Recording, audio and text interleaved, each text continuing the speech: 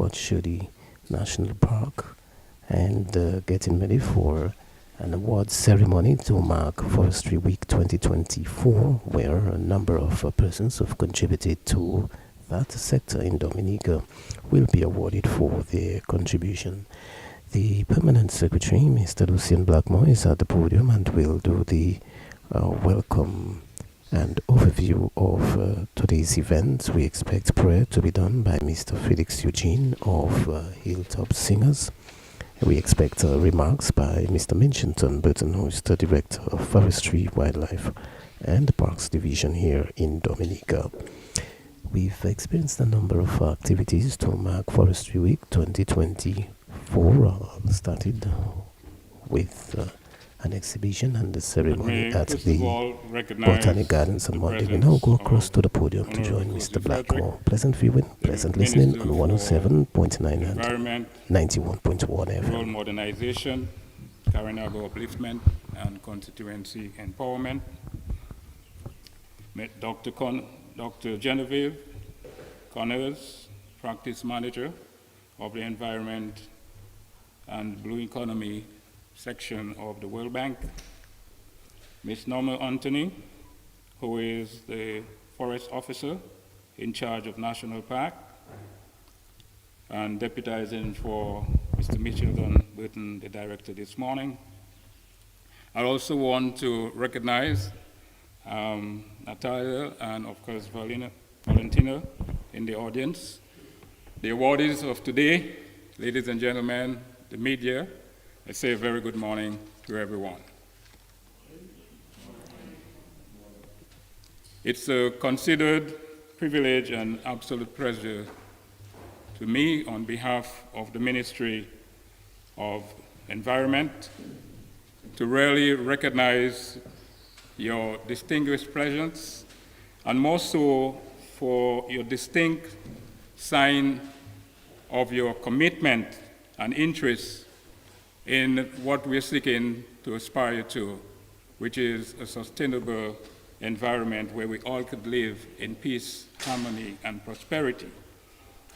It is therefore a considered obligation to me to honor the highest and to extend the highest regards to all of you, especially those of you who are our international partners from the World Bank, who have made it your duty to be with us almost for an entire week and beyond. We really want to sincerely hope that you were able, besides your interest in the forest, being able to tap in a bit of our warmth and friendliness as a people. And I know, judging from the smiles and feedback of yesterday, you're truly enjoying the ambience of Dominica. And this for us is very important. So I really want to welcome all of you here today and to remind you that we're here today because of the fact that for the entire week we have thought it necessary to take time off to really pay very close attention to both our interest and commitment to biodiversity. And this year's theme, we were saying it fit to really look at the connection between the forest and innovation. And it was very insightful indeed and inspirational to see the connection which Honorable Frederick was able to make yesterday between we looking at our traditional norms and practices and how we can best engage the emerging technology to really give us a better experience and appreciation of the value of the forest to us. Today is just a continuation of really going a bit further on the dialogues and exchanges that we had during the week, more so coming out of yesterday multi-stakeholders forum. We would see it fit to do a bit of rethinking, revisiting, reflect, reconsider, and to a very great extent, even reconsolidate some of the interest and commitment that we would have seen emerging from the dialogues that we have had. And I say that because it's very important, as we said from day one, we have to understand that when we look at public interest, especially things as a common space, as the forest, it has to be as a collective. And so those kind of gathering really affords us the opportunity to really take time off, to hear each other out, to listen to each other, to exchange views and opinion, and most importantly, to learn the lessons from others. And I am one of those that think that when we go through life, one of our preoccupation ought to be to get things right from the first instance. And one of the ways of assuring you get things right from the first instant is to expose yourself to the wisdom, advice, and lessons of others. I don't think it really makes sense to really go through trial and error in certain circumstances when you have partners and you have friends and you have colleagues, and more so professional expertise allow you the value of doing things the right way the first time. I'm saying this because we have to understand that dealing with elements of the nature are not things we can leave. Because I like to be very graphic sometimes.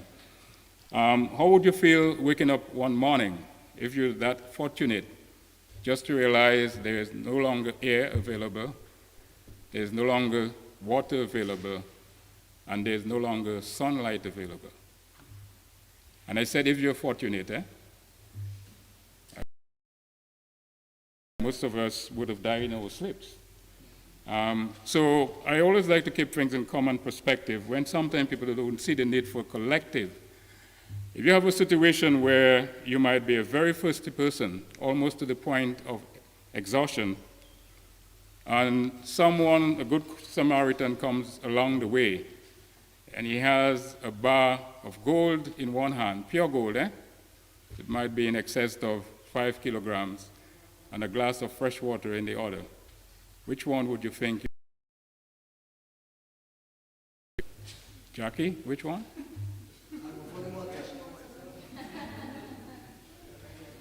Why you bow your head to say that? You don't have to bow your head to say that. Anybody, the person who will go for the water first. And we're talking about normal people, normal, rational people, that is. So we're making an exception there for irrational thinking. You would obviously go for the water. And that's why I sometimes remind people there's a distinction, a vast distinction between what is important or what might seem to be more valuable in terms of economic or financial sense and what is more vital. So in an economic sense, gold is more precious to you, but in that sense, water is essential. And that's one of the reasons why I like the sort of theme of Dawasco, where it says, almost words to that effect, water, our treasure, our life. And so those are not things you could take for chance or you could take for granted. Those are things that really need a deliberate commitment from all of us. And I specifically put it in the order of water, air, water, and sunlight, because those are the basic elements of nature that also are the contributors or the agent for climatic conditions. So nothing can be held in a vacuum or in isolation. They're all interrelated. So as we can realize then, coming out from those discussions, and sometimes the best things in life are the simplest things, because one of the strongest messages to me yesterday was the expression, conservation of the forest is everybody's business.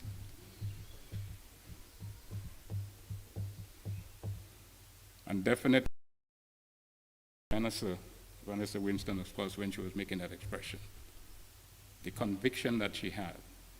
And so the onus is on people like Ms. Brisbane and Mr. Bradley Guy, and I single them out because they're the primary custodian responsible for forest research, monitoring, and education. And so we're going to need them very soon, starting from today and onwards, to not only seek to popularize that expression, but more importantly, to really champion that expression. And I say champion that expression because we have two sets of being, and Teacher Coase is there, that the older generation is so wired to learn by recitation, repeated things. I remember when we were going to school to learn poetry and all those other things, you have to say the thing over and over again. So by we having the foresters really championing that cause, it will allow and permit the older generation to get on board with the new thinking and the new mindset.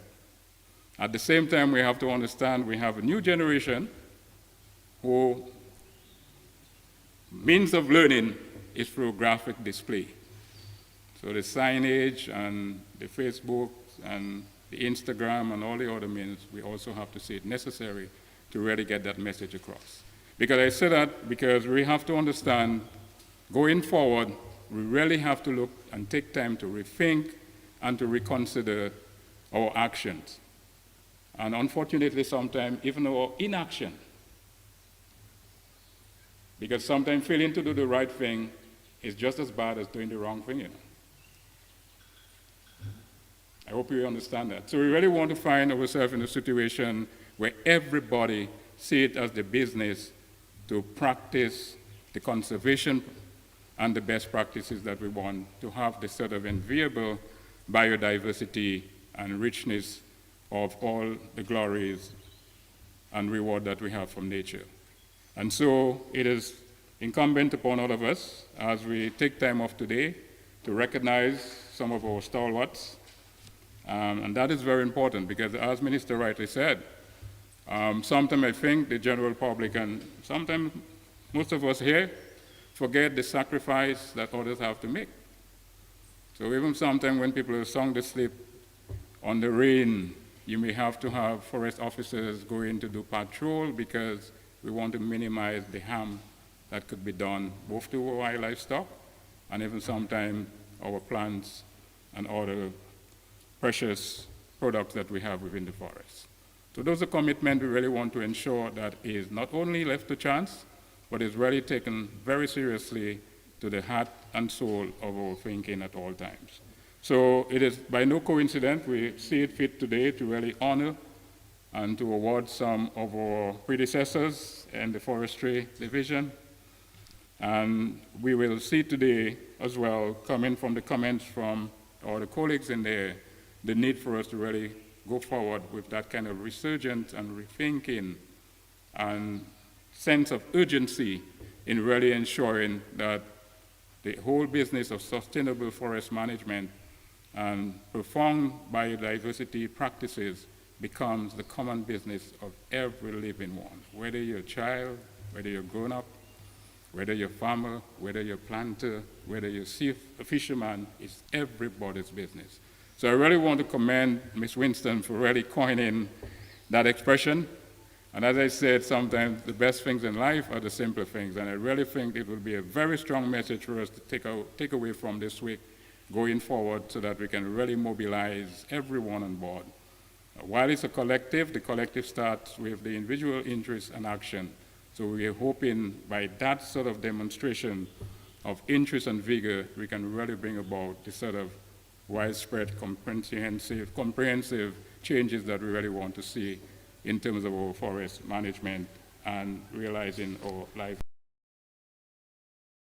I really want to underscore two things here, because while we're looking at the forest as a resource, we also have to understand the resource means for persons, especially the Karinago people. And I see Mrs. Frederick is staring at me because she's aware of that. Whether you do it directly or indirectly, it's your livelihood. And so we really want to appreciate the need going forward. We have to ensure that there is tangible sustainability in terms of the traditional livelihood as well as the alternative livelihood that we're looking for from the forest. I think that is very important. It's a resource not only in terms of the trees.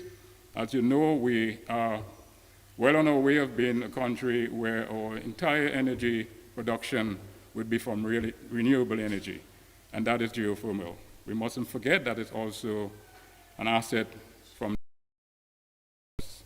We also want to ensure that going forward too, we can see how we can have good balance and what we call differentiation of ensuring that we have a balance supply, if we need one day, or hydropower to come on stream again. So it is, for us in Dominica, a tremendous blessing, and it's not one we should take for granted. And I really want to urge all of us, coming out from this week's consultation and deliberation, we really begin to have some new thinking that could bring about some new habits and new mindset going forward as a collective. And on that note, I would really want to say to you again, welcome to be here, and we would have the honor of recognizing our awardees a little later during the program, but at this point, I am obligated to call to the podium to give a few remarks Ms. Norma Anthony, who is our forest officer for the national parks, who will be deputizing for Mr. Burton. Ms. Anthony.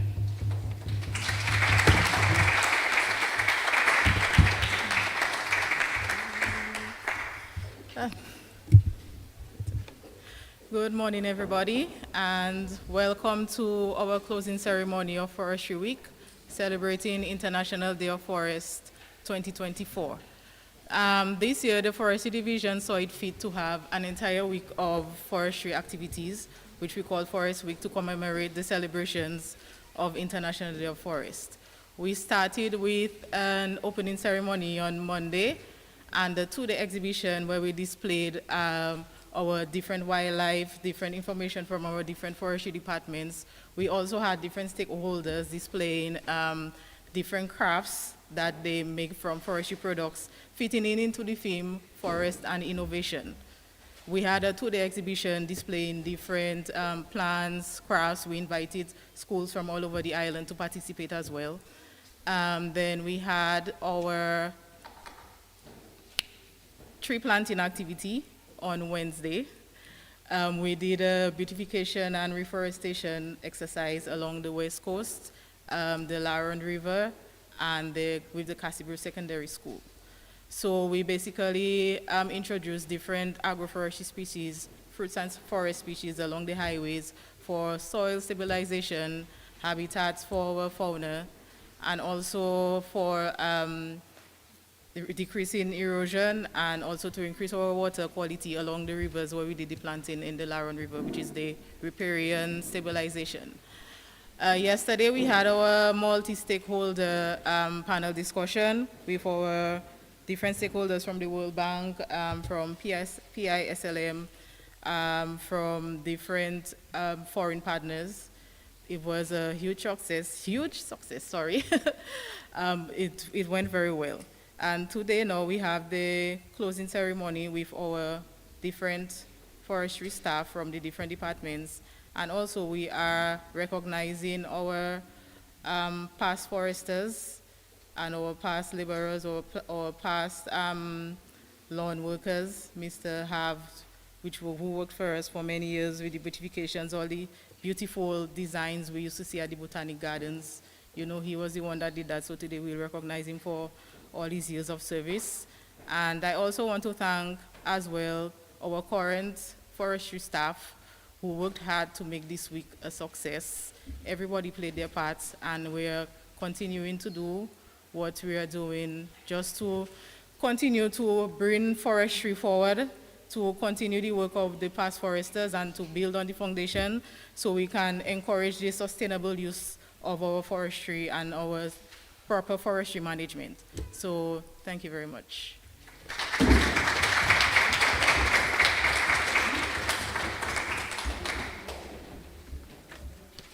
Thank you very much, Ms. Anthony. And as we said, it's a partnership, one that we are very proud and committed to. And I don't think one can desire any better international partner than the World Bank. And so for us, it's really a serious privilege to have the World Bank team led by Dr. Connors, who would share with us some of the perspective on that of the bank. Dr. Connors. Give a round of applause.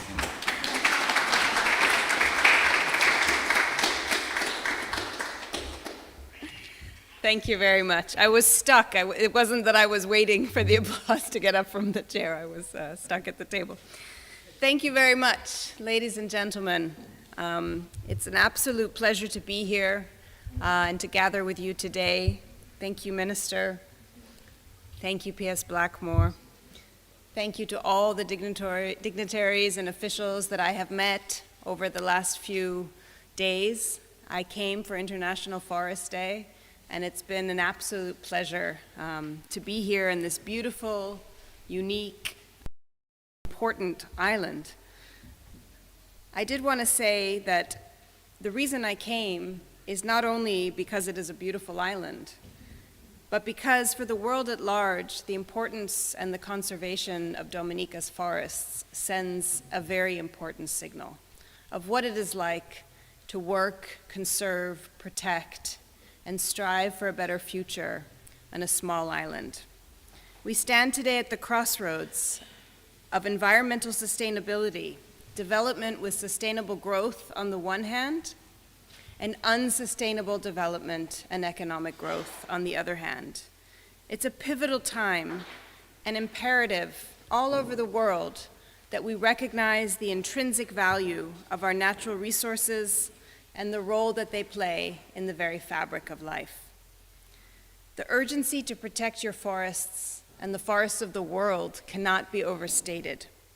As we face the global challenges of climate change, biodiversity loss, pollution, Dominica's forests stand as a beacon of hope and resilience. They are a testament to the island's commitment to preserving its natural heritage for future generations. And on the note of future generations, I just wanted to say one personal anecdote, seeing all of you here who are the awardees of today's ceremony, who've devoted your lives to the Forest Department or to the Botanic Gardens, or one way or another to protecting and preserving and beautifying Dominica's rich natural resources. And that is, don't look, we have an expression in English, don't look a gift horse in the mouth. You have an entire set of young children who look at this beauty and want to be a part of it. We're talking about rational people, P.S. Blackmore. Rational kids don't want to grow up to be tax accountants. They want to grow up and have adventures and be outside and be in the great outdoors. And you have an entire future of your country who's willing to come and be a part, for example, of the Forest Department and the Forest Service and be the next generation. From the World Bank's perspective, we are delighted to be here to support implementation of the Leveraging Ecotourism for Biodiversity Protection project in Dominica, which is a great example of how we can align our conservation efforts with sustainable economic growth. The project addresses the barriers to effective biodiversity conservation by enhancing policy, investing in capacity building, and raising awareness about the importance of natural resources in Dominica. The project scope is vast. It covers areas such as the Morne Trois Pitons National Park, Cabritz National Park, where of course we are now, the Morne Diablotins National Park, and the Kalinago Territory. These areas are not just scenic landscapes, they are the lifeblood of Dominica, providing homes for people, for countless species, and for contributing to the island's cultural and ecological diversity. One of the key components of this project, this initiative, is the enhancement of information and interpretation infrastructure in national parks. By improving the materials that showcase biodiversity assets of protected areas and of trails, we can foster a deeper understanding and appreciation for the environment, both by Dominicans and also for your visitors. For example, the introduction of an e-ticketing platform for user fees collection and visitor management is a step towards ensuring that the country's ecotourism practices are sustainable and beneficial to conservation efforts.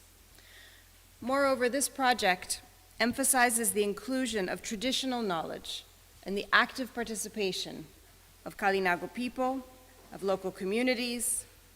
It is a testament to the Kalinago community in Dominica and the value of their wisdom and of generational practices in sustainable natural resource management. The partnerships with the Kalinago people is crucial in advancing sustainable forestry management in Dominica, as you well know. In aligning with international commitments, such as the United Nations Convention on Biological Diversity, sometimes just called CBD, Dominica has clearly demonstrated its dedication to global conservation goals.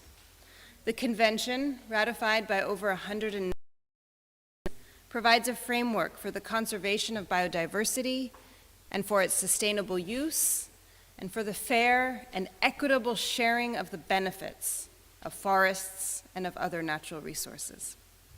By actively participating in projects like leveraging ecotourism for biodiversity protection, Dominica not only fulfills its obligation under the convention, but also contributes to the collective efforts of the global community in safeguarding our planet's natural heritage and making the world a livable planet. In conclusion, the conservation of Dominica's forest is not just a local issue, it is very much a global issue and a global imperative. To this end, forging partnerships with others in the forestry sector is not just important, it is critical for the success of your conservation efforts. And I stand here today on behalf of the World Bank, but there are of course many other multilateral and bilateral organizations who are here to partner with you. Together, we can safeguard the natural beauty and the ecological integrity of generations to come. Thank you very much.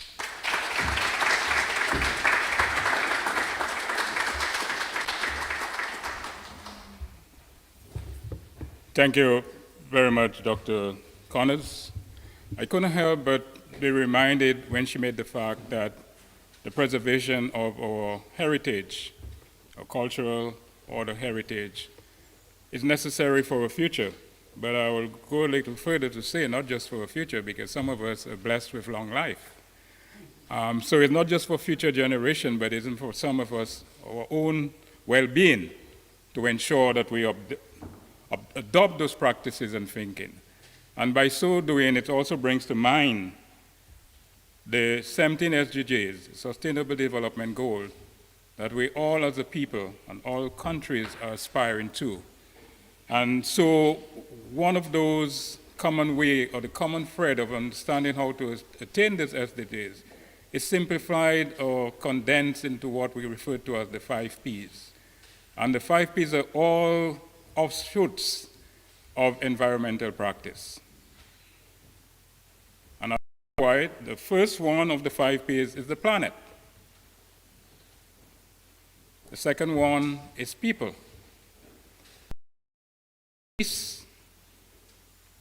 And the other one goes to partnership. And the last one talks about prosperity. And we can all see the connection with the environment. And so that's why we at the Ministry of Environment do not take our responsibility lightly. We take it very seriously because we realize we have an obligation to preserve the planet, because without the planet, there can be no people. And without people, there can't be peace, there can't be prosperity, there can't be partnership. And it's for that reason, it is an honor for me to call to the podium the Honorable Kozia Frederick, the Minister responsible for the environment. Honorable Frederick.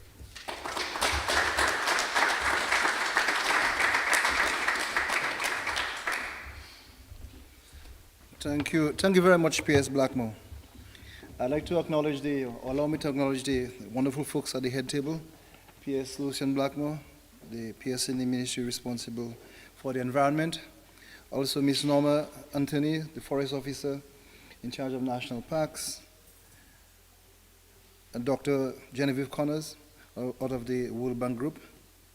I also want to acknowledge the staff of the Ministry of Environment here with us, Senior Advisor Hunter, all of the wonderful staff from the Division of Forestry and Wildlife and Parks. I also want to recognize I've been accompanied by the manager of the Karanago Barana Oti, Mrs. Gwana Frederick. It's also my wife.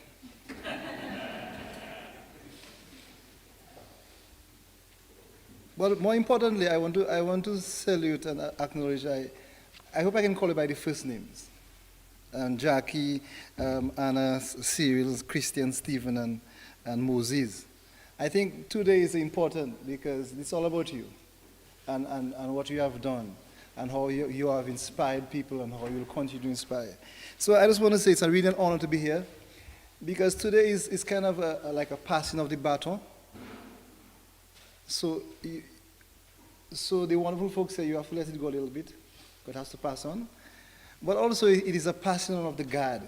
It's a new guard. And that new guard fits in nicely with this year's theme for Forestry Week, where the challenge now is on the young folks who are taking charge, who are going into the world here to really connect innovation and the forest. And so I just want to tell you, Moses, Anna, Cyril, Christian, Stephen, Jackie, that the forest will be in good hands, because you have set a very good foundation, and you will honor that foundation. And as long as I'm the minister responsible for the environment, I will ensure that the young folks who are now charged with moving that forward do not discount the hard work you have done. And I need this work to be a reference moving forward. So now it's a challenge to the younger folks who are here. That the work done for the last 40, 50 years within the division of forestry is so important. They have to be referenced. Because I find for too long there's a sort of a notion to get rid of the old just to get something new. But I feel that our country has been built on a legacy of Kalinago, Negmao, and the legacy within the department has to be built on the work done by these wonderful people. But I also want to challenge them that even if you retire from this sphere, you have to leave your doors a little open, because when you are called upon, and I will be calling upon you to help the younger folks move forward. And I'm hoping that you will answer the call, and I'm hoping that the younger folks will honor that also that connection, because in the biodiversity protection business, in the forestry business, it is a long haul, it's a long hike, it's a big run, and there are no easy fixes, and so we need to honor this. And so, in many ways, these awards will, of course, highlight your achievements, but also we needed to inspire younger people. And I'm happy, Duran, Stephen, that we do now have a young Kalinago warrior, and you've been guiding him along on how we treat the wonderful Cicero parrot that is our endemic creature, endemic bird. And actually the word Cicero is a Kalinago word, indigenous word. And sometimes we forget those little things, and we forget to make the connection. And I think it is important that while we want to innovate and use technology to capture, to monitor events, to evaluate events, to create a new awareness, we cannot forget at all the trekking of the forest, the hands in the soil, the interactions with the kuwes and the boa and the zandoli. All of these are important. So it's a big task that we have. So I know you will feel a bit nostalgic sometimes, that things should be done the old ways, but there are new ways we're going to bring in. I just really want to say it again, that those of us who are here, the younger folks who are taking charge and moving forward, need to really honor the work that you're doing and continue to honor it. And so while we create a better space for our children, that space has to be built on the work done before. And I think it's so important that we could do this, and this ceremony this morning is to really honor you. And in my view, it goes beyond these pieces of material culture, these plaques and a handshake. I think it goes beyond that. It has to be connected with love, and knowing that that you have done over the many years in the department has some hard work, and that for the most part have sometimes gone unnoticed. And so while we award you this morning, we recognize that you will motivate others like you have already done. We're hoping that it will help to boost the morale of others who feel that more can be done. Because the interesting thing about the systems in which you operate, there are always flaws, and there are always instances that need to be that We have to inject new energies and new vitalities. And so it is important that we highlight those, because we have to be part of the solution. In many things in small island states like ours, we spend a lot of time complaining and complaining and complaining. Them man should do that, and them man should do this. And so we have to be part of the solution. But I will also put a disclaimer saying that when you also have an idea, them man have to take off the idea as well. So as a policymaker, I am guided by the expertise that you have. Because while I understand the bigger picture in terms of our development, I have to appreciate that the work that you bring as a technical person, as a researcher, is also very, very important. But you also have to understand that some of those things also take time to be manifested. And so we're hoping that after these awards are done and these citations are read, and people appreciate you more for what you have done, that it will also promote within the department a little more excellence. We have to do some much more hard work. And the hard work is daunting work, because we also have limitations as a small island state in our resources. The financial resources, just to put up a little trail, put up a water crossing, it takes resources. And sometimes that hard work is misunderstood, even by my colleagues, because it takes a different complexion when you're in the Zion doing the work, as compared to when you're close to a main road doing a gazebo. It takes a different complexion. And so I understand this because I had the opportunity to interact with you and walk the forest with some of you. And I appreciate that more because I think it's important to honor the hard work done by all of our ancestors. What I really want to end with and really say to our awardees and also our new folks who are carrying on the journey is that we need to retain all of that energy. And we have to have what I believe should be a form of loyalty to White Ukubuli, a loyalty to that space that provided for us for many moons. And I believe that most of you are here because you love this country.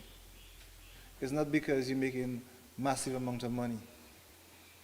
You love this country because you see in it something that has grown you as a person and that you have helped to shape for the future generations. So I really want to say that I value personally the work that you have done. But I also want to tell the young folks who are here also that the work that you will continue to do, I will help to add some value to it. Because like I said, for the most part, that serious work of keeping a rugged island like ours intact is not easy. It takes a lot of human capital, a lot of personal investments, and also takes a lot of financial investments. And so my call to all of us here this morning is to continue to do the work that we have been doing, and do it with a little more vigor. Those of you who are sort of living, in Dominica we don't really retire. So you just move to something else that's different. You do a different vibe, so you don't really retire. And so you're not retiring really, you are just going to continue working in a different shape, a different form. But I know your heart is still with us, and I will be calling on you. And I'm hoping that the younger folks who are here can take on that challenge and to move this country forward. Because I will say one last thing. We inherited this wonderful space, and I say that every time, from the ancestors who were here, who bled and died. And I think the battle is an intellectual battle to convince people, for the most part, that what they have is so precious that they have to protect it for themselves. Not just for the tourist dollar, not just for a foreign developer, but for yourself. So when you open your windows in the morning, you could see the wonderful sunrise, if you're in the East Coast like me. And when you open the windows on the West Coast, you get the cool mountain breeze. And we do it for ourselves. And I think this is what our children will value, our great-grandchildren will value. And when we do come back in a different shape, in the next life, you will appreciate that the work that you started many years ago was continued by your descendants. And so 100 years from now, someone will be on this podium speaking about Forestry Week and speaking about the great works done by a lady called Jacqueline Andre and a partner called Stephen Dura, and he had this wonderful stuff. And then they'll be quoting you. The very same we will quote great men like Shakespeare, and we quote from the Bible and other great works. They will be quoting your works, and so your immortality will be stuck with Dominica forever. Thank you very much, folks.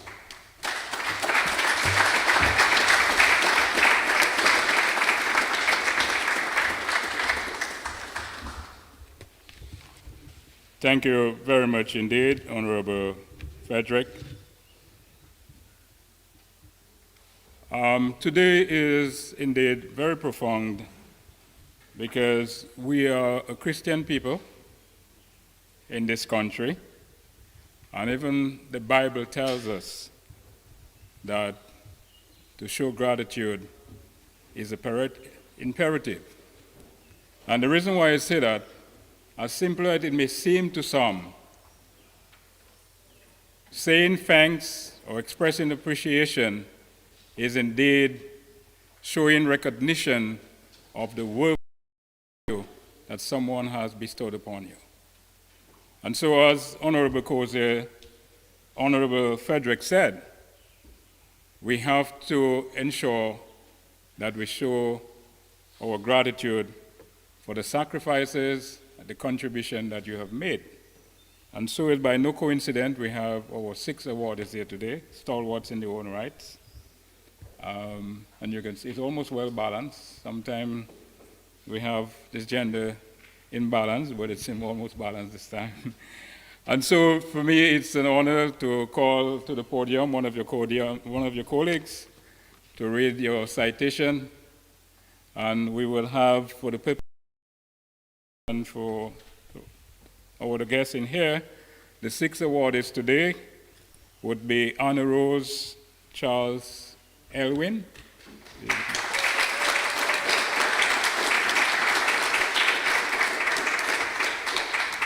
It's your day, it's your honor, it's your moment, so don't be shy or afraid to stand up for your photo moment.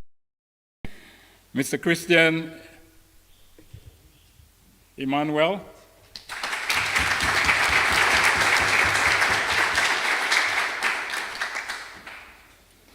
Mr. Moses Have.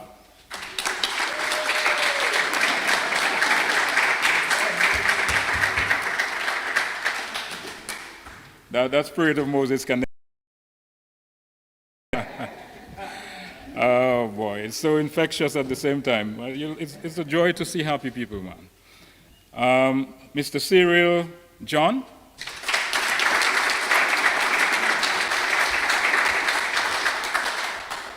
Mr. Stephen Durand.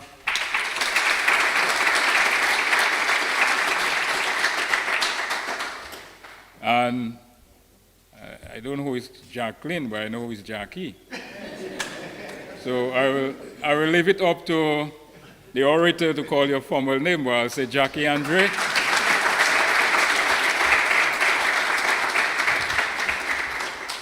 So, Ms. Anthony, could you come to read out the on behalf of your colleagues, starting off with Ms. Charles? Yes. Or you have your own copy?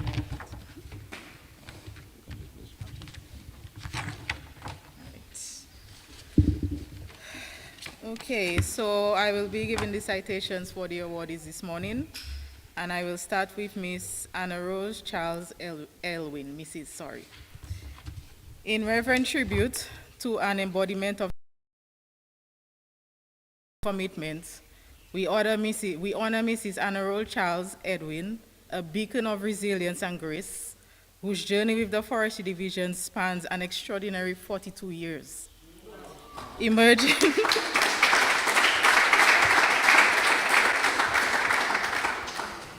Emerging from the vibrant community of Newtown, Mrs. Charles Elwin embarked on her path with the division in 1979, a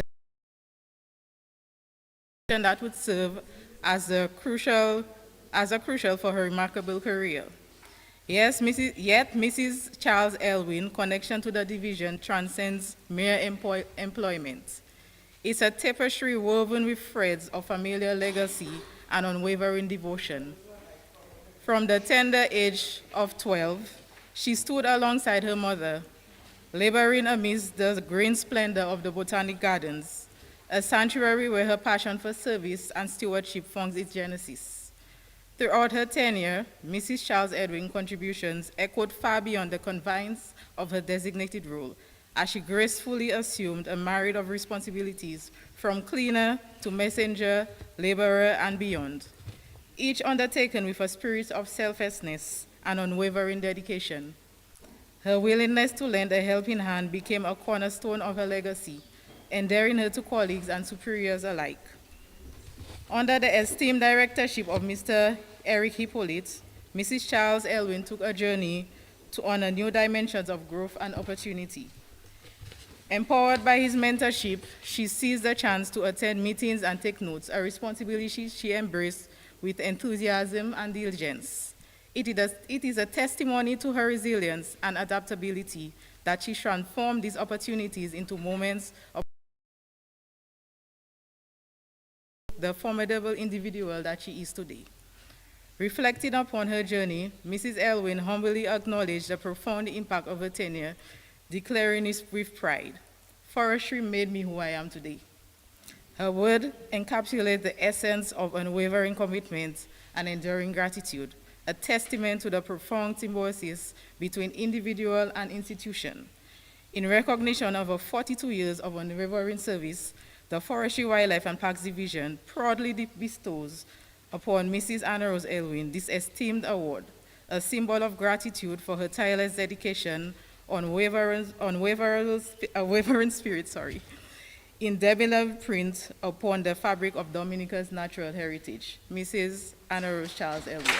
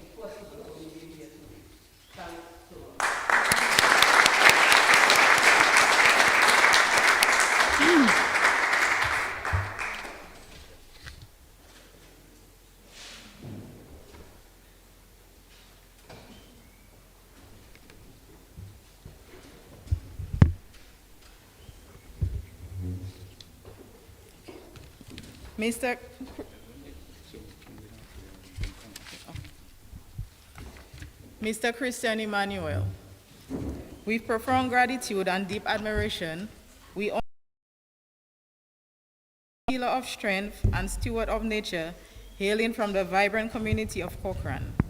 In the summer of 2001, Mr. Emmanuel embarked on a journey with the Forestry, Wildlife, and Parks Division as a park warden, igniting a commitment that would span an illustrious 29 years.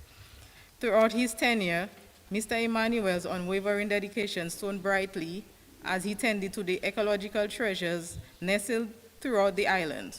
With unwavering diligence, he safeguarded the sanctity of these natural wonders, ensuring that each visitor traversing the paths of Dominica's ecotourism sites did so with reverence and respect.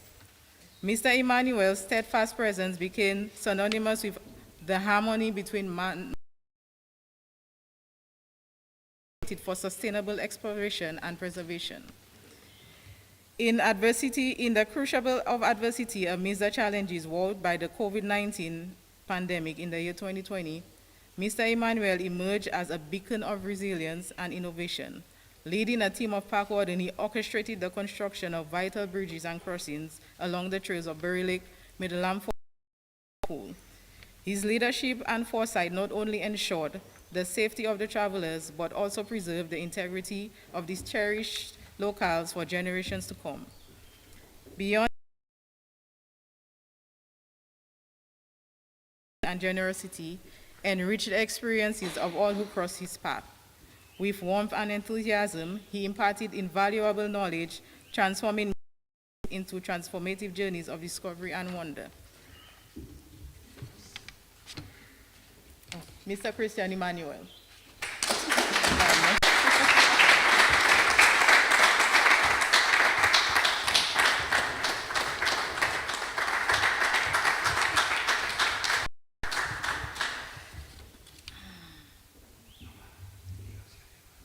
Oh, okay. I know. I'm humbled and grateful to the Almighty God for having given me what it took, to perform my duties to the best of my ability. I'm also grateful for, those who I always looked up to, and I'm really extremely excited this morning because when I turned around, I saw Miss Andre. I felt somebody tap me on the shoulder. When I turned around, I saw Miss Andre. Some sort of a glow came over me because I remember the good days and also the tighter days. And I saw Mr. Durand, someone who always pushed me, to get it done and be at your best, because your best is what will stand out. So I'm very, very grateful. And I would like to say something to our park wardens who are currently serving. The journey gets more difficult as we move along, but always remember that you are there for the long haul, and you're not just serving the nation, but as we heard from the doctor, you're serving the world.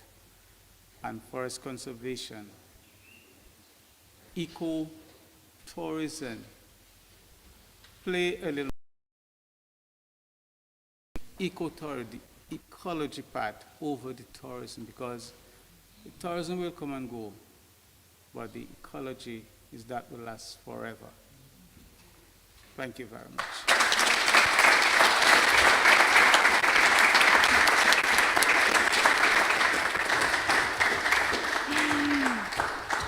Okay. Ooh. All right. Mr. Moses Have, in heartfelt recognition and deep appreciation of his unwavering dedication, Mr. Moses Have, a cherished member of the community of Newtown, embarked on his journey with the Forestry, Wildlife and Parks Division in the year of 1978.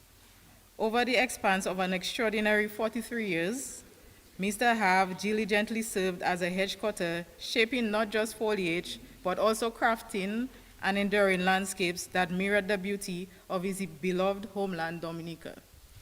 Throughout his tenure, Mr. Hans became the instruments of artistry as he meticulously designed and sculpted the hedges and shrubs clusters adorning the green sanctuary of the Roseau Botanic Gardens.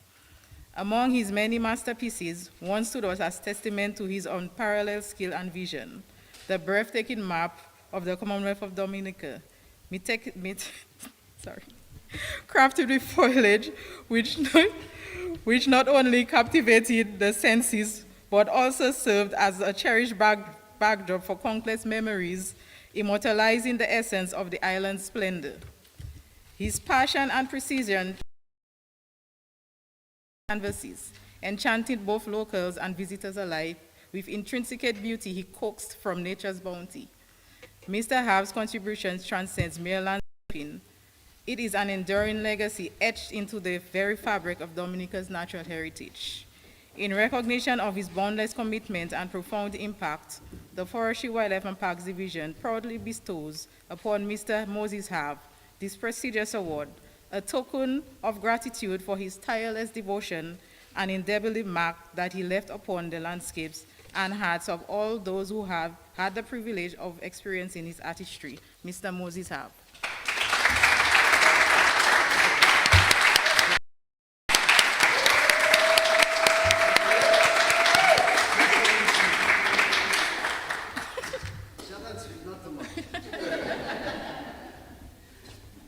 The pledge, 12 o'clock. Pledge a legend, country with itself. I want to give thanks to each and everyone who put it together. Work is passion. It belongs to you. Whatever you have to do for your country is for nobody else. It's not. Dominica's forest, Mr. John's curiosity blossomed into a profound love affair with botany. With an insatiable thirst for knowledge, he delved deep into the tapestry of plant species that adorn the island's landscapes. His mastery in identifying these botanical treasures became legendary, with colleagues turning to him as a beacon of wisdom and insight, and we're still doing it now, although. Amidst the crossroads of opportunity and personal choice, Mr. John's unwavering commitment to matters of the heart led him to decline an offer of academic pursuit in 1990. Yet fate had other plans, and in 1993, a new chapter beckoned as he embraced an offer from the college in the Republic of Cyprus, where love and learning interned. With unparalleled dedication, Mr. John traversed the halls of academia, graduating in 1995 from the Cyprus Forestry College, adorned with the highest honors, a testament to his indomitable spirit and scholarly prowess. Upon returning to the embrace of his homeland, Mr. John's journey continued with renewed vigor. Despite the ebbs and flows of circumstance, his steadfast resolve remained unyielding. From the halls of learning to the heart of the forest, he navigated through roles testament to his unwavering commitment and unparalleled expertise. He worked in all the units except the research units until he was appointed as Forester 1 under the National Parks Unit, then Assistant Forest Officer within the National Parks Unit in 2013, a position that underscored his invaluable contributions to the stewardships of Dominica's natural treasures. Today, as we reflect upon the tapestry of Mr. Cyril John's journey, we stand in a way of a legacy forged through dedication, perseverance, and unwavering commitment to the preservation of our island's natural heritage. In heartfelt appreciation of his distinguished service, the Forestry, Wildlife, and Parks Division proudly presents this award, a token of gratitude for the countless years of dedication and indelible mark that he left upon the landscapes and the heart of all who have had the privilege of journeying beside him, Mr. Cyril John.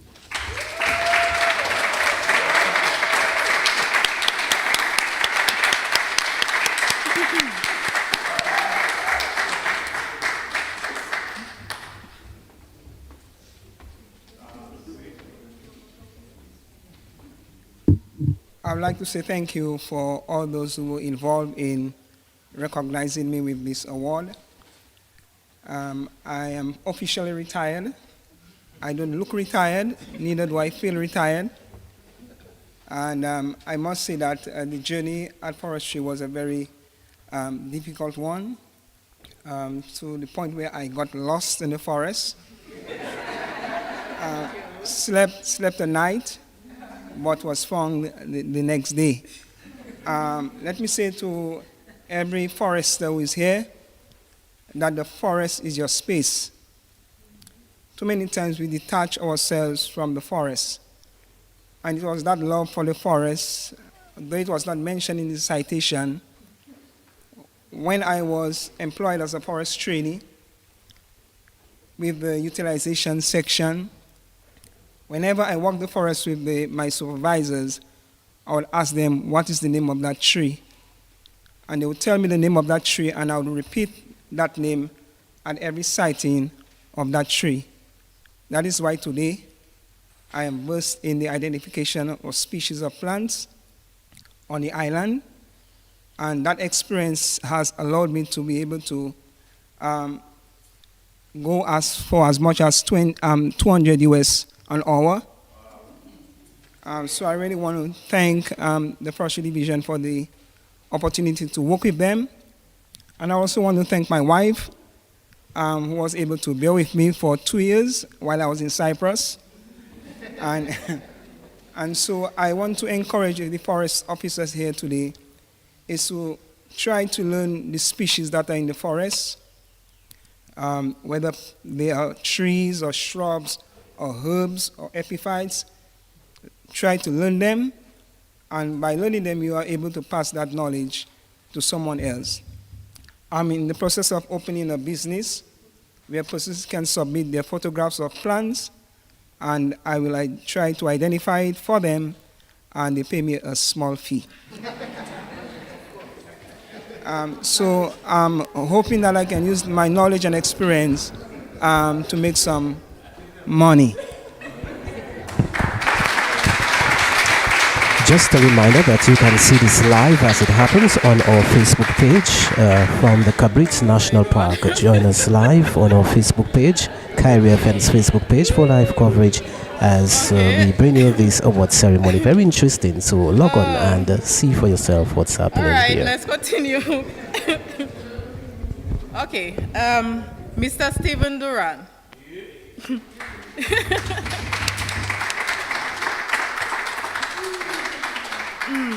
In profound recognition of a legacy woven with dedication and passion, we celebrate the illustrious career of Mr. Stephen Dura. A stalwart of conservation and stewardship, Mr. Dura embarked on his journey with the Forestry, Wildlife and Parks Division in the summer of 1981 as a forest trainee, marking the genesis of a remarkable 41-year odyssey. Guided by the unwavering commitment to the protection of Dominica's natural treasures, Mr. Dura's early years were marked by his pivotal role within the division's research team, tasked with the noble duty of monitoring the island's endemic and esteemed parrot species, the majestic Cicero and Jaco parrots. His dedication and diligence laid the foundation for his ascent through the ranks, culminating in his appointment as Forester II in the Southeastern Range under the Protection and Conservation Unit in May of 1984. With each passing year, Mr. Dura's contributions transcended mere duty, evolving into a profound commitment to education and advocacy.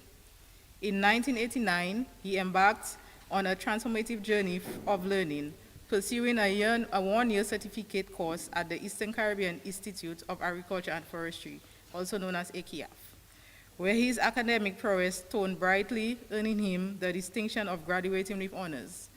Undeterred by challenges, he continued his scholarly pursuits, undertaking a rigorous 2-year diploma course in general forestry, further enriching his understanding of the intricate balance between man and nature. Mr. Dura's passion for conservation found expression not only in academia, but also in the realm of literature, where he penned several seminal works in the preservation of Dominica's ecological heritage. His endeavors extended beyond the written word as he assumed the mantle of educator, sharing his wealth of knowledge as a lecturer at the Dominica State College. A pioneer in the field of ecotourism, Mr. Dura's visionary leadership culminated in the development of the first manual for tour guides, ensuring that the conservation remained at the forefront of Dominica's tourism industry. Upon his retirement, Mr. Dura ascended to the esteemed position as the head of the Research and Education Units, a testament to his enduring dedication and unwavering commitment to the advancement of environmental stewardship. In recognition of his unparalleled service and profound impact, the Forestry, Wildlife and Parks Division proudly bestows upon Mr. Stephen Dura this prestigious award, a token of gratitude for his unwavering dedication, tireless advocacy, and indelible mark on the landscapes and hearts of all those who have had the privilege of experiencing his legacy. Mr. Stephen Dura.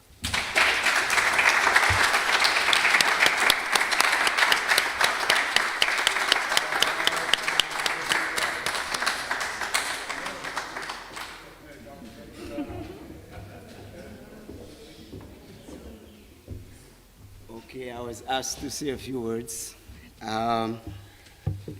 Like Mr. Emmanuel, I'm very, very humbled and grateful, thankful to the Most High first and foremost, and everybody who's had a role, my past colleagues, the colleagues that I left in forestry, the people I partnered with, farmers, people in rural communities, lots of folks. A lot of them. I can only single out Mr. Michael Zamo. He was the individual who brought me into forestry through the Parrot program following Hurricane David in 1979. And there was a World Wildlife Fund sponsored project to monitor the status of the parrots for 3 years following Hurricane David. And unbelievable, I was walking down the street one Friday morning and I met one of the former project employees there, walking down the street. He was Marshall Winston, brother to Austin Winston. And he said to me, "Duran, you don't want a job?" I said, "Where's the job?" And I had just graduated from school, from high school. I said, where's the job? He told me, "Just go to forestry and ask for Michael Zamo." So I went. I talked to Mr. Zamo. I met him. Fortunately, I met him. He said to me, "Just go prepare a quick application and take it back to him." I went back to where I was living in town. I was living on Castle Street at the time. I went back there. I wrote a quick application, brought it to Mr. Zamo. That happened just before midday. And he told me, that was Friday morning. He told me, "Monday morning, come to work." He said, "Monday morning, come to work." And I spent, some very good moments on the project. When the project was completed in 1983, the department took a decision to absorb several of us who were working on the project into forestry. And that's how I became a forest officer, until I officially exited 3 years ago. So I just want to say, like Cyril and everybody else, the forest really is where the work is. Irrespective of everything, the forest is where you have to be.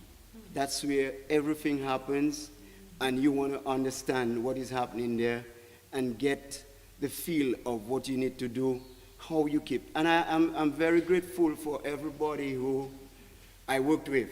I remember when I came to forestry in my early days, we were like a family. We were staying in the forest stations. We were in the out districts. When we were going to the field, we would not even come to the forest, to the forestry office. The vehicle would pick us up at our home, and we head to the field. And sometimes we spend weeks, a month before we go back home, And that's why I'm very, very grateful for the support that I received from my family. I spent a lot of time away from my home. And my wife had to take care of our children. And actually, I asked her to leave the work that she was doing so she could take care of our children. Because I did not want anybody else to raise my children. I wanted my wife to be there.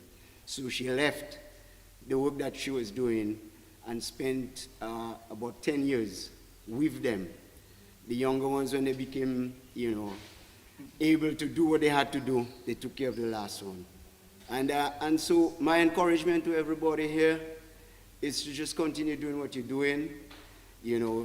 Be honest with yourself, commit yourself, find the enthusiasm, dedicate yourself, and respect each other. Try and respect each other. Be disciplined, be focused, because there's a lot that we have to do. I am no longer in forestry, but I'm still doing things. I'm currently working with a young Kalinago student, university student, on the parrots. I'm normally engaged in doing consultancy work. I do biodiversity assessments and a number of other things. And I built capacity while I was in forestry. And that's what I'm using now to live. I do forest ecology and rainforest ecology and biology tours. And that includes plants and animals, doing like lectures in the forest, and I do also bird tours. So that's how I'm living. So there's a lot. It's not just working, but if you take it seriously and you build capacity, you inform yourself, you build experience, you will depend on that when you leave. And I'm giving thanks to the Father that I still have the strength and the energy to continue doing what I'm doing. I just want to say that forestry needs to build on its partners as well. Build on partnership, locally, regionally, internationally. And I remember when I was in forestry, we had a very good partnership, collaboration with Rare Species Conservatory Foundation. I think that did forestry very well. I would love to see the forestry department continue to do those kind of partnership, develop this kind of programs, because there's a lot of work to be done. You won't believe it. I am in the forest, and in one day, last week, I discovered 5 active red-necked parrot nests. And unbelievable, one tree has 2 nest cavities active. And all of those nests are already in the advanced stage where the adults are engaged in biparental care, meaning that they both go out and forage and come back to feed the chicks. So there's a lot of work. There are birds that got impacted from Maria. I think you all need to do the studies. You can write the projects, get the funding. It does not have to be, the money does not have to come from the treasury or based, from government finances, and put people to work. There's work for young people, the Kalinago people. As I said, I'm working with a young Kalinago student. He's from the University of Western Hills. He's now doing his field work. There's a lot of work. And I think I want to encourage the ministry to look at training programs for the people in here. Formal training, local training. Because when we were in forestry, we did a lot of that. We did a lot of in-service. We did a lot of training programs. The older guys, the senior officers, they trained us to make us better understand what it is we're involved in and what we needed to do, how we needed to do what we were doing. So that is key. And I would love to say thank you for everybody.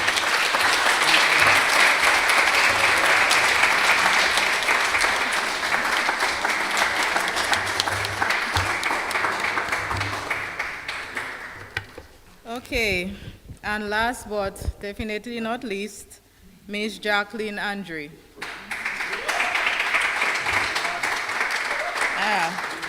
In profound tribute to a trailblazer and steward of nature, we celebrate the extraordinary career of Ms. Jacqueline Andre, affectionately known as Jackie, whose dedication has illuminated the path for conservation for 4 remarkable decades. Ms. Andre's journey with the Forestry, Wildlife and Parks Division commenced in 1983 as a volunteer, igniting a passion that would shape her illustrious career. In 1984, she transitioned into the role of forest trainee, embarking on a journey marked by perseverance and passion. Her thirst for knowledge led her to the esteemed halls of the Eastern Caribbean Institute of Agriculture and Forestry, ICIAF, in Trinidad, where she pursued and successfully completed a diploma in forestry in 1989. Returning to her beloved Dominica in 1990, Ms. Andre charted barriers and blazed trails as she assumed the role of forest ranger, a historic appointment made by her Dominica's first female forester.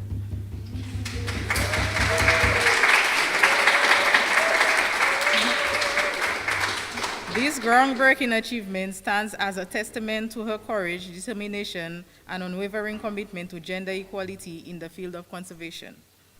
In the ensuing years, Ms. Andre's journey of service and stewardship continued to unfold with grace and distinction. Her pursuit of knowledge and excellence led her to the prestigious halls of Virginia Polytech Institute, where she earned a Bachelor of Science in Natural Recreation in December 2003. Proof of her commitment to the holistic preservation of Dominica's natural heritage. Throughout her distinguished career, Ms. Andre's contribution transcended geographical boundaries as she represented Dominicans with distinction on regional and international platforms. From the 19th Regional Meeting for the Society of Conservation and Study of Caribbean Birds in Grenada in 2013 to the UNESCO workshop in Havana, Cuba in 2019, and the United Natural Biodiversity Conference, COP15 CDB, in Montreal, Canada in 2022. She served as a steadfast advocate for the protection and sustainable use of biodiversity. In addition to her professional endeavors, Ms. Andre's commitment to community service as exemplified by her tenure as member of the Tourism Licensing Committee, a testament to her holistic approach to conservation and sustainable development. As she concludes her distinguished tenure with the Forestry, Wildlife and Parks Division, Ms. Jacqueline Andre stands as a beacon of inspiration, a trailblazer whose legacy will continue to inspire generations to come. In heartfelt gratitude and profound appreciation, the Forestry, Wildlife and Parks Division proudly presents this award, acknowledging Ms. Andre's 40 years of dedicated service, a legacy of leadership, innovation, and unwavering commitment to the preservation of Dominica's natural treasures. Ms. Jacqueline Andre. Wow, Jacqueline Andre. That's made us all proud in Dominica, not only in Dominica, but in the region. And you'll never believe this young lady has given over 40 years of service to the Forestry, Wildlife and Parks Division. She's about to address us. Good morning to everyone. I really don't like to be on the forefront, especially to speak, but I guess, yeah, I am overwhelmed, and it has been a bittersweet moment for me as well, working throughout the Forestry Division. For me, I give thanks. The Honorable Minister always talk about his ancestors, and I give thanks to Mr. Maxime and Mr. Gregoire, who actually, my first stint with Forestry Division was as a result of them. It was interestingly that I went to Convent High School, and every time I looked out of the window, I saw the beautiful botanic gardens. I was like, wow, you know, and we would go there sometimes to do some of our work. And at that time, the botanic gardens was well kept. And I was always passionate about the outdoors. I came from my family, my mom from the beautiful Granby community. My dad came from Roseau. And then we moved to Canefield, which was really forested. I mean, forested, it's a lot of bush, we would say. We were just a few houses. And we would walk and play all kinds of games in nature. And I really, really appreciated this and wanted to continue. And after my graduation, I asked my mom, who knew Mr. Maxime, and my dad, who worked with the wife of Mr. Gregoire. I said, how can you find out how I can work with the Forestry Division, so to speak? And then my mom spoke with Mr. Maxime, and he said, oh, but come, there are opportunities, there's summer things, come to volunteer. And I volunteered. And you won't believe it, I was so passionate about it that at the end of the stint, there was no money to pay. And I said, okay, but I will continue because I enjoyed it. And Mr. Maxime said, no, we need you here. And Mr. Louis, who was then the permanent secretary, told him, how can you have this young lady working without giving her a penny? He said, I've asked her to stay there. And once we find a way to get her into the system, we will. And of course, with patience, I stayed. Yes, I lived with my parents, so there were no kind of, at the time, major commitments. And from there on, I moved into the system. And while I was on holidays, in fact, before this, I was as a forest trainee, I was assigned to the Roseau Range. And it was with deceased Philip Matthew. And we went out into the field. But they were kind of, a woman coming into the system. So what he did, he took me onto a very difficult hike into Pédutin and the heights. But to his surprise, that when I graduated from Convent High School, I was the athlete of the year. So I was very fit. I did high jump, long jump, and of course, I could do it. So every time he walked up the hill and he saw me next to him, he was really surprised. And then he went back and he said, I admire Andrea. And I said, yes, because it was my passion, it was my love. And the next was, I then pursued a degree in, as you already told. But it was in my absence, Dr. Christian, who recommended me at the time during that time they had the CEDAR scholarships, and so Dr. Christian did everything for me without even my knowledge, and said to me, you need to come back home. We are going to Trinidad. So I didn't have much time, came back and off to Trinidad. There, I went into it, I came back, I graduated, and I worked in the various sections. Actually, I was sent to the Rural Communication Center because at the time there was an FAO project, and so we were doing rural communications for the farmers, for foresters, and so I produced most of the videos for forestry, which we used for environment. We used at the time for environmental education. Then, after many years, I said, I really need to improve myself. I can't afford to wait on the government to give me a scholarship. And so I took a loan and I went to pursue my studies because I was so passionate about it, and I wanted to do it I did it in natural resource recreation management, which took me to many parts of the US, just through the national parks and, and everywhere I went, I was thinking about Dominica. And by the way, I'm the only one of my family member who is here. My two sisters, I have my two sisters in the US and one sister in Antigua, and I'm the only one here, and it speaks volume because I am so passionate about, the nature, and I can't talk about it, but because nature and music for me, so you go there, you hear the birds sing, so that was one of my real passion, and so I want to thank everyone who supported me along my journey. As I said, it's been a bittersweet journey, but I want to say thank you to Stephen Dura, Arlington James, Dave Williams, Michael Zamo, all those who really gave us that discipline and that strong foundation that we had.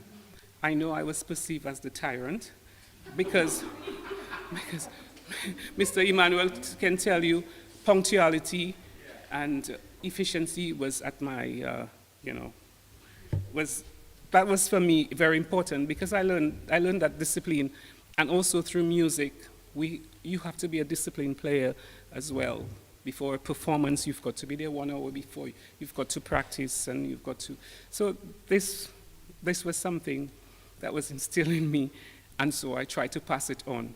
Unfortunately, I was seen as that tyrant, and some people were not so happy with me. They got asked for transfer to a next unit because they could not. I sometimes I wonder what did I do to some people, but they really I know sometimes I could be very hard. And by the way, I also dedicate this to my daughter. It's been a difficult journey for us, and but it was a difficult journey, and I know that she often thought about me as a disciplinarian in terms of punctuality, in terms of you cannot come, when you go into a meeting, be there 10 minutes before and all that. And if she's hearing me, I know she can attest to that. And I thank her because she helped me also to because sometimes I could be very hard, I know that, but for me, excellence. When you're doing everything you do is worth doing it well. And that is my motto and my mantra. And I want to say to the other foresters that it wasn't because I didn't like you. I just wanted to, I'm not a perfectionist, but it was because everything that I put my signature on or I'm part of, I wanted to be good. Because when I leave, I didn't want anybody to say I did not teach them the right way, because there was a lot of talk within the division. Oh, the foresters left, and some of them, they went with their little memory. But no, we needed to pass on some of our experiences. And in doing that, we have to do it with pride. If you have to be passionate about it. And that's why I said I didn't want to speak, because I'm too passionate about things. And probably because of all those reactions, I probably sent off a different kind of vibes. And I also want to thank my Pan in Harmony folks, really, who after coming from work, having to deal with them, so all the pressure and the stress, who made life very easy for me through music and my Music Lovers Band. Thank you. Thank you to all of you.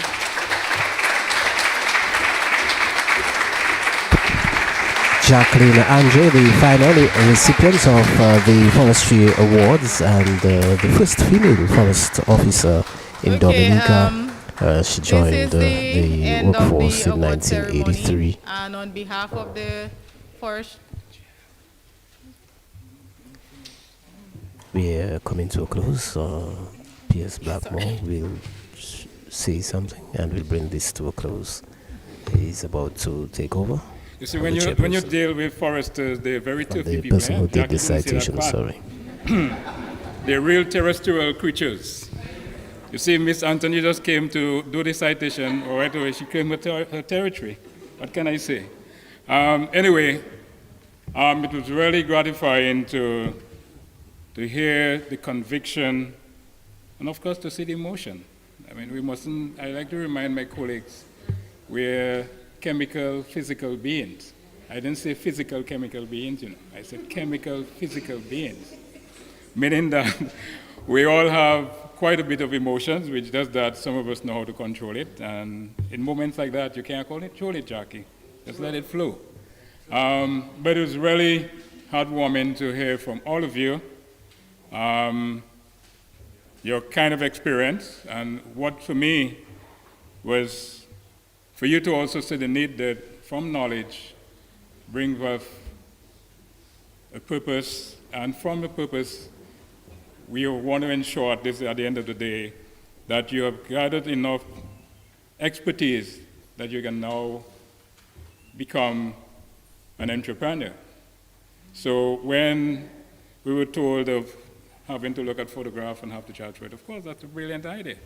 It's an expert knowledge that you have, and that not only that you will see the people who come in as visitors, but I know some of the younger generation who have that level of curiosity will also come to you in that regard. So it was really a very wonderful experience being part of your celebration today, and we really want to let you truly appreciate and understand. We value tremendously your contribution, and of course for some of you, your legacy. I mean, this Harlem partner there and the Durans can't hide, you know, all them fellas have a Mac. Whenever you come across these guys, the sense of commitment and dedication is so overwhelming that you cannot not feel yourself passionate about what you do. And that's the level of conviction we really need. And I always been reminded by, some years ago, one of our son of our soil, Dr. James, but most of us know him as the Californian Shaky. And he said, whatever you do in life, always do it to the best of your ability. If you're mash and poisson, be the best machine poisson that you can be. And it's a fact. Because coming out of that, you will understand that it's from your experience and the foundation that you have laid that others will follow. And as Stephen so rightly said, training is absolutely necessary. Sharing of your experience is also very necessary. And from a professional point of view, I always say to my colleagues, what good is it going to be to you if you have all the experiences and you don't pass it on? And so the beauty of really passing on your knowledge and your experience is when you see you pass it on to someone, that in a few years' time, that person will even become better than you. And it will continue being like that. So you mean as we go forward, things keep on getting better and better again. So I really want to say to you, we really, really want to ensure there is still going to be this fraternity that you guys do not see because you retire, you no longer have to take offense when necessary. When you see some of your partners maybe spoiling your legacy, I can say without any fear of favor that you are still one part of us. We're all Dominicans first and foremost, and we really want to ensure, we were reminded earlier on by Dr. Connors, our legacy, our historical, and our heritage is an indelible part of us. It's something that we can never afford to waste away, or something we should never try to devalue, and it's something we should always add value to. And so today's ceremony was really reminding us of that tacit wealth of knowledge and experience we have right in here. And I can say we would need persons like yourself going forward to really bring about this kind of biodiversity, forest management, sustainable forest management practices that we're looking about. Like it is often said, all good things, and it comes to an end very fast, you know. But the important thing I just want to say to you, really want to take the lessons from this week and ensuring that we understand and truly appreciate that gem of this wonderful being that we have to really ensure we preserve and protect and, of course, nurture as we go forward to ensure we have a better living space for everybody. As I said, thinking of the 5 Ps at all times. We are there to ensure we have a very livable planet, to ensure we have a happy people, to ensure that we have always peace, and of course with peace will come partnership and prosperity. So I really want to thank you for your attention, and I hope Ms. Anthony has some refreshment for you. Yes. Yeah? So thank you very much, and again, I want to say a special thanks to the media who are always there, whether we give them short notice or not, to really ensure that the messages are broadcast. Thank you very much. Thank you, folks. That's it from here at the Cabritz National Park, Fort Shirley National Park in Portsmouth. Beautiful place to be in Dominica. We're sorry that those of you who didn't get an opportunity to watch it earlier on, we apologize, but you will have an opportunity to see on Kyrie News.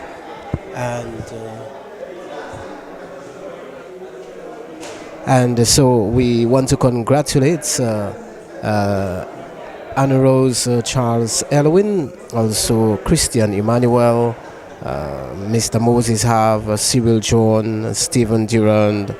I know Stephen a while now. And when I joined the media fraternity, he was one of the key persons that we spoke to on matters of forestry in those years. And congratulations to Jacqueline Andre, the only lady, of course, first female forestry officer in Dominica, joined in 1983. All these wonderful people have made us proud in Dominica, and I am sure that you, the members of the audience, you are very happy with what you heard, what you saw. And those of you who listened on 107.9 and 88.7, 91.1, and also watched on our Facebook page, and I'm happy that you are able to celebrate with the awardees here today. We want to commend them and congratulate them and wish them the very best. And thanks again to those of you who made it possible. We want to thank the Ministry of the Division of Agriculture, Forestry, Wildlife and Parks Division, as well as our head technician on duty, Mosiah Olive, who ensured that we got the best quality as possible here. We are very proud of you, Dominicans, and very proud of the folks who, of course, received their awards. As they pose for the cameras to take their pictures, you can still see some of that being captured on our Facebook page this afternoon. Don't forget, our next broadcast this afternoon will be from the Prevost Cinema. We will bring you live coverage of this very interesting debate at the Prevost Cinema from 2 p.m. until 5 p.m. today. We'll pause for the major news at 5:30, and then we will head to Discover Dominica Authority and the DFC for the media launch of Jazz and Creole, which promises to be another exciting time for us in Dominica. It's one for the entire family. Bring the family along. We'll hear more about the Jazz and Creole for 2024 a little later this afternoon. This evening at about 6 o'clock, Kyrie FM will bring that live to you on radio and Facebook. Steve Vidal, thanks again for watching. Thanks for listening. Taking you back to Master Control. Thanks to Kenneth and Jaira back at Master Control for keeping things nicely together, or neatly together, back at the station. Good afternoon.